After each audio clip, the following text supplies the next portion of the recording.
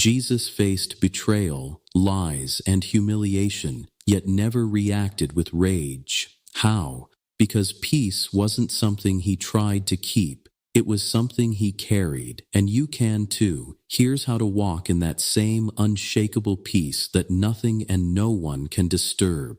Number 1, your peace is a form of protection. The enemy doesn't always attack your money or your health. Sometimes he just wants your reaction. Because when you lose peace, you lose focus. That's why peace isn't just a feeling, it's armor. Philippians 4:7 says, "The peace of God will guard your hearts and minds in Christ Jesus." Peace guards you, but only if you stay behind its walls.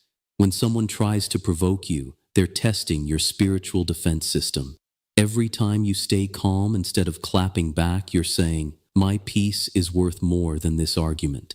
So next time anger rises, remind yourself, this isn't about them. It's about protecting what God gave you.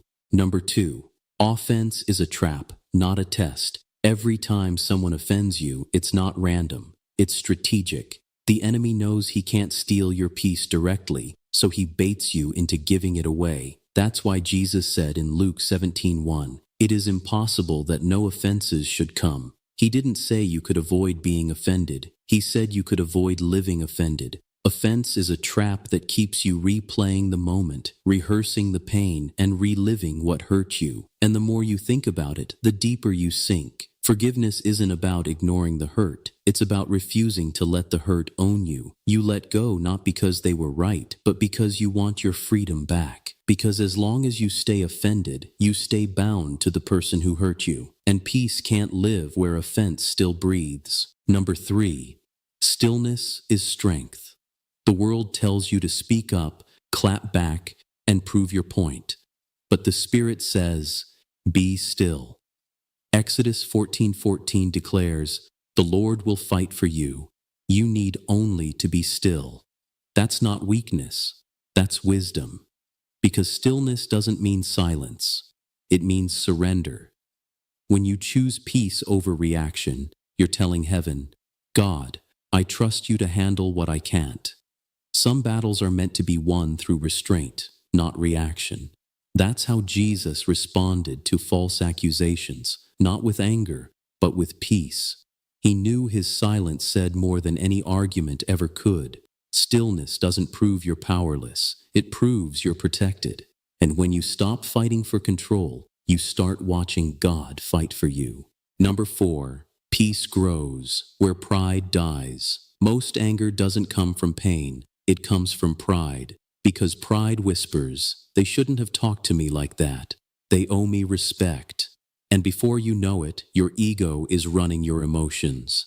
But James 4:6 reminds us, God resists the proud but gives grace to the humble. Humility isn't thinking less of yourself, it's thinking more like Christ. When pride dies, peace lives. You stop needing to win every argument. You stop needing to be understood by everyone. Peace comes when you care more about your spirit than your image. And sometimes the most powerful thing you can say is nothing at all. Just smile, let it go, and walk away knowing God saw it all. Number 5, you can't stay angry when your eyes stay on God. Peter walked on water until he looked at the storm. That's exactly what happens when you shift your focus from God to people. Your peace begins to sink. Isaiah 26:3 says, "You will keep in perfect peace all who trust in you, all whose thoughts are fixed on you." Peace fades when attention drifts, because the moment you stare at what hurt you, you forget who heals you. You can't control how people act, but you can control where you look. So when anger rises, don't react, redirect. Look back at God. He's the anchor that keeps your heart steady when emotions want to take over. When your focus stays on Him, your peace becomes untouchable and your spirit unbothered. Number 6, your calm is your witness.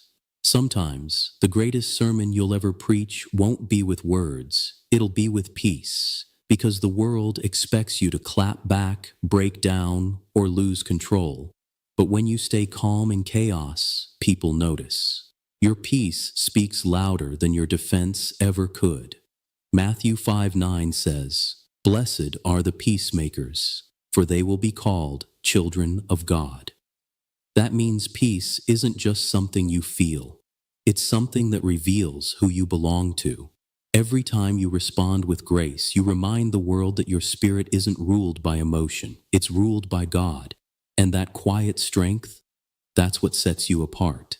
The truth is, peace isn't something you wait for. It's something you protect. You don't find it in a quiet room or a perfect day. You build it in the middle of chaos, when you choose stillness over reaction and surrender over control. So the next time someone tries to steal your calm, ask yourself, is this worth my peace, or am I handing over what God gave me? Because the more you guard your spirit, the more like Christ you become.